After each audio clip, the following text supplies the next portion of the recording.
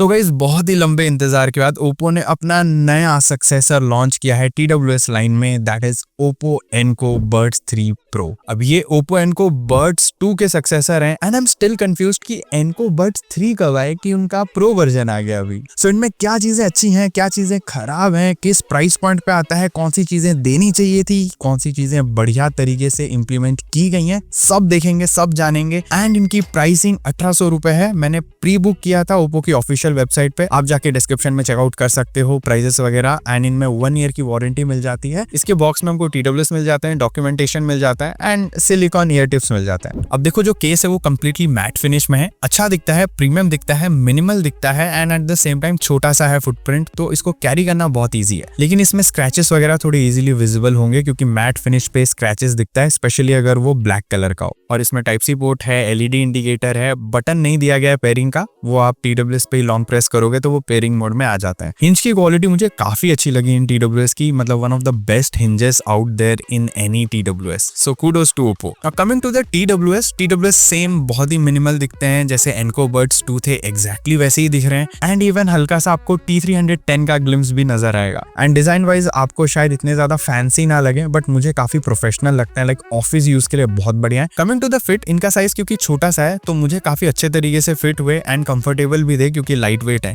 Enco buds 2 भी काफी ज्यादा बढ़िया तरीके से फिट होते थे, कोई ऐसी दिक्कत वाली बात है नहीं। वैसे फीचर्स में लेकिन थोड़े बहुत चेंजेस हैं, जैसे ड्राइवर का साइज 12.4 mm का हो चुका है, जो पहले 10 mm का आता था एनको बड्स 2 में। और IP रेटिंग IP55 की कर दी है, पहले शायद IPX4 की आती थी एनको बड्स 2 में, if I am not wrong. IP rating भी बढ़ा दी है, ड्राइवर साइज भी बढ़ा दिया है और वॉल्यूम कंट्रोल दे दिया है, प्लस और भी सारे टच जेस्चर्स मिल जाते हैं जिसको आप चेकआउट कर सकते हो इसकी हेम LED ऐप में। काफी बढ़िया ऐप है, ऊपर नीचे कस्टमाइज कर सकते हो सारे टच जेस्चर्स को।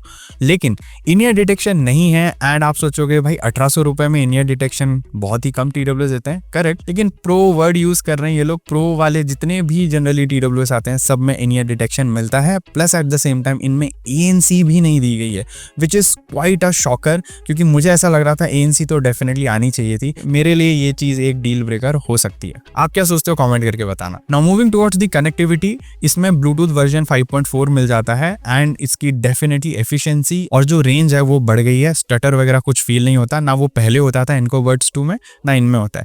लेकिन इनमें आपको डुअल पेयरिंग मिल जाती है जो आपको एनको बड्स 2 में नहीं मिलती थी, तो उसके कंपैरिजन में मैं बोलूंगा काफी बढ़िया स्टेप लिया है। And special high res audio codec वगैरह नहीं मिलता है, which is fine to me, क्योंकि मैं उसके बेसिस पे वैसे भी बाइंग डिसीजन नहीं बनाता हूँ, क्योंकि most of the streaming platform hi res audio codec support ही नहीं करते हैं। But at the same time dual pairing same जैसे बाकी ब्रांड्स कर रहे हैं एग्जैक्टली वैसा है। ऑटोमेटिक स्विच तो हो जाते हैं, ऑटोमेटिक प्ले पॉज नहीं होता है, तो ये यूजर एक्सपीरियंस को डेफिनेटली एनहांस तो नहीं करता है। Now let's move to the audio segment.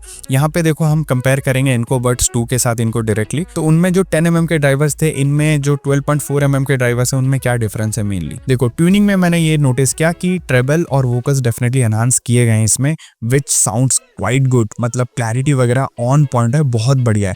लेकिन बेस मुझे ऐसा फील हुआ है कि थोड़ा सा कम किया है। इसमें वैसे 3 मोड मिल जाते हैं जो आप ऐप में चेकआउट कर सकते हो। क्लियर वॉइस है एक है ओरिजिनल साउंड और एक है बेस बूस्ट। तो आप बेस बूस्ट जैसे ही करते हो तो डेफिनेटली बेस में आपको एनहांसमेंट तो मिलेगी, बट एनको बड्स 2 में मुझे ऐसा फील होता है थोड़ा सा ज्यादा डीप बेस था, इसमें बड़ा बेस है। मतलब वो ज्यादा पंची साउंड करता था, ये ज्यादा बड़ा साउंड करता है। मतलब ये थोड़ा सा मडी है, वो इतना मडी नहीं था। इतना ही डिफरेंस मैंने फील किया। क्लैरिटी वाइज ये बेटर है। Overall sound staging and tonality इनमें डेफिनेटली बेटर लगी है भाई, एंड कमाल की ऑडियो ट्यूनिंग है। One of the best music output वाले TWS हैं ये फॉर श्योर। इवन T310 से मुझे इनकी ऑडियो क्वालिटी बेटर लगी है। लेकिन अगर ANC मिल जाती ना नॉट बड्स 3 जैसी या T310 जैसी, तो भाई मामला मजेदार हो जाता, ऑडियो क्वालिटी नेक्स्ट लेवल पे हो जाती। एंड बाय द वे, अगर आप सब्सक्राइब कर दोगे ना तो भाई मेरा मूड नेक्स्ट लेवल पे हो जाएगा। तो please do subscribe and do hit that like button as well. तो देखो ANC ना मिलने की वजह से मैं इसके पॉइंट्स तो पक्का काटने वाला हूँ, बट ओवरऑल सिर्फ म्यूजिक के मामले में ये काफी तगड़े हैं। और हाँ, एक और चीज, लाउडनेस के मामले में ये थोड़े नीचे आते हैं नॉट बड्स 3 से भी, T310 से भी, लेकिन it works in its favour क्योंकि ये इतनी हाईएस्ट वॉल्यूम पे नहीं जाते हैं, तो आप अनकंफर्टेबल भी नहीं होगे and at the same time treble वगैरह फटते नहीं है। तो ये चीज मुझे काफी बढ़िया लगी एंड ओवरऑल म्यूजिक के मामले में they are too good and मजा आएगा आपको इनको यूज करते हुए। और अगर आप अपने हिसाब से ऊपर नीचे ट्यूनिंग करना चाहते हो तो इक्वलाइजर को आप कस्टमाइज भी कर सकते हो। अब दोस्तों चलते हैं गेम मोड की तरफ। जो एनको बर्ड्स 2 आ रहे थे उनमें गेम मोड बहुत ही एवरेज था, गेमिंग में लेटेंसी बिल्कुल फील होती थी। इनमें भी फील होती है जब तक आप गेम मोड ऑन नहीं करते हो। जैसे आप गेम मोड ऑन करोगे बहुत ही बढ़िया तरीके से काम करते हैं, आप गेमिंग कर सकते हो एंड मोस्टली सारे फोन्स में काम करते हैं। और एक चीज मैंने नोटिस की, गेम मोड जैसे ही आप ऑन करते हो और आप यूज कर रहे हो तो आपको मजा आएगा।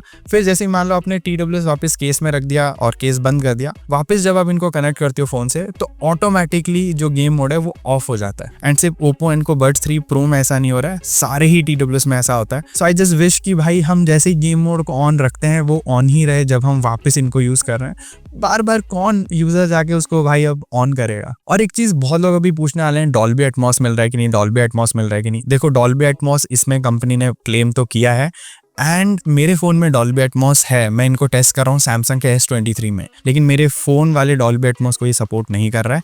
मोस्टली शायद ये ओप्पो के ही फ़ोन्स में जो डॉल्बी एटमॉस है उसको सपोर्ट करेगा। अब अगर हम कॉलिंग के बारे में बात करें, जो बजट सेगमेंट में ओप्पो के TWS होते हैं कॉलिंग में बेकार रहते हैं। एनको बर्ड्स आए थे पहले, वो बेकार थे। उसके बाद अभी एनको बर्ड्स 2 आए थे, बेकार लगे मेरे को कॉलिंग के मामले में। इनमें लेकिन कॉलिंग डेफिनेटली बेटर की है।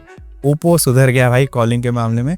अगर आप नॉइजी एनवायरनमेंट में नहीं हो, इंडोज के मामले में मैं बोलूँगा काफ़ी बढ़िया कॉल क्वालिटी मिल जाती है, आप आराम से इनको यूज़ कर सकते हो। लेकिन आप अगर पंखा भी ऑन करते हो या फिर नॉइजी एनवायरनमेंट में जाते हो तो बैकग्राउंड नॉइज सप्रेस तो करता ही है, लेकिन उसी के साथ साथ भाई आपकी आवाज़ भी थोड़ी ऊपर नीचे हो जाती है। तो मैं बोलूँगा नॉइजी एनवायरनमेंट के लिए ये अगेन इतने तगड़े तो नहीं है, बट अगर आप इंडोर्स हो मोस्टली तो आप इनको कॉलिंग के लिए यूज़ कर सकते हो। बाकी ये रही मेरी ऑडियो कॉल रिकॉर्डिंग। तो हाय ब्रो, अभी मैं टेस्ट कर रहा हूँ Oppo Enco Buds 3 Pro।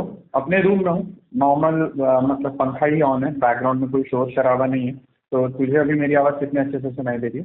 ठीक है, चलेगा, नॉट द क्लियरेस्ट। अभी मैं एकदम ट्रैफिक वाले सिनेरियो में हूँ, बैकग्राउंड में बहुत शोर शराबा है।